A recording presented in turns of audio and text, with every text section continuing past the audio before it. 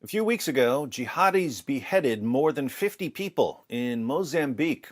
I couldn't discuss the attack when it happened because the YouTube Trust and Safety team had banned me from posting. But while social media censors were busy silencing critics of jihad here in the US, jihadis were busy slaughtering people in the name of Allah. The attack in Mozambique is important because it's a perfect example of how ISIS is adapting and evolving. ISIS was severely weakened in the Middle East, but if you've been paying attention to terrorist attacks in 2020, you've seen groups that have pledged allegiance to ISIS carrying out attacks around the world. You've seen ISIS-linked attacks in Northern Africa, Southern Africa, Afghanistan, Indonesia, and so on.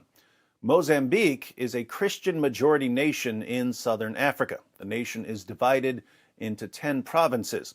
2 of the northern provinces have Muslim majorities. Jihadis have been targeting the Cabo Delgado province in an attempt to convert the province into an Islamic State. With that background in mind, let's read about the most recent attack. The BBC reports. More than 50 people have been beheaded in northern Mozambique by militant Islamists, state media report.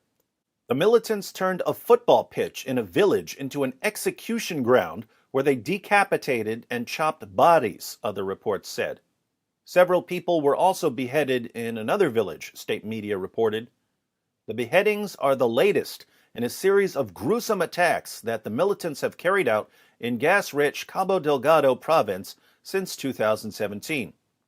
Cabo Delgado's natural resources include oil deposits, natural gas fields, and gemstones, so converting the area into an Islamic State could be pretty lucrative. Up to 2,000 people have been killed and about 430,000 have been left homeless in the conflict in the mainly Muslim province. The militants are linked to the Islamic State group, giving it a foothold in southern Africa. The group has exploited poverty and unemployment to recruit youth in their fight to establish Islamic rule in the area. Many locals complain that they have benefited little from the province's ruby and gas industries. The BBC's Jose Temba reports from the capital, Maputo, that the latest attack was probably the worst carried out by the militants.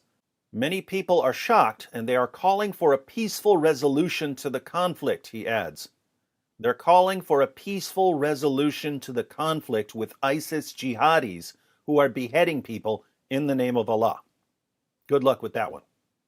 The gunmen chanted Allahu Akbar, God is greatest in English, it's actually God is greater, fired shots and set homes alight when they raided Nanjaba village on Friday night, the state-owned Mozambique news agency quoted survivors as saying. 2 people were beheaded in the village and several women abducted, the news agency added.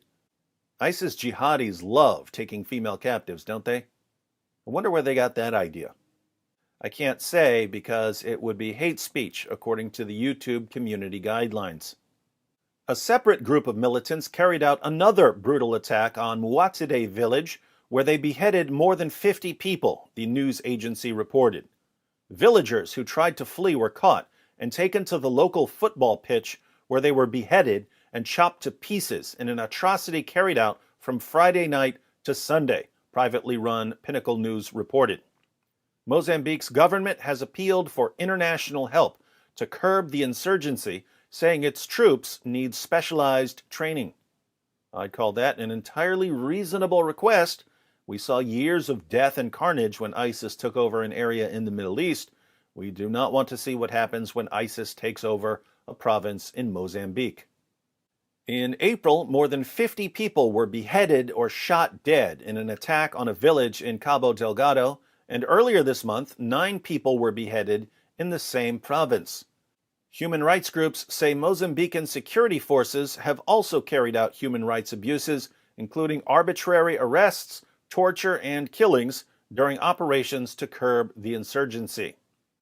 And that's one of the problems ISIS causes. It eventually produces a violent, sometimes brutal backlash against it, and there are always people caught in the middle. So, ISIS jihadis have been targeting a specific natural resource-rich province in Mozambique for the past 4 years. and they seem to be gaining momentum.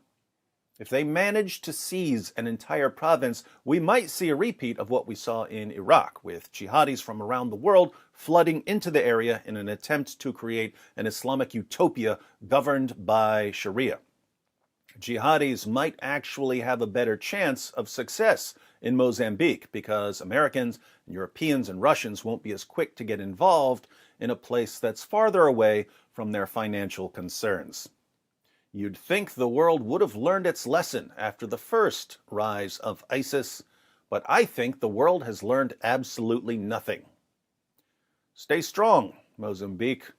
Whatever else happens, you do not want to give these ISIS jihadis 1 square inch of your country.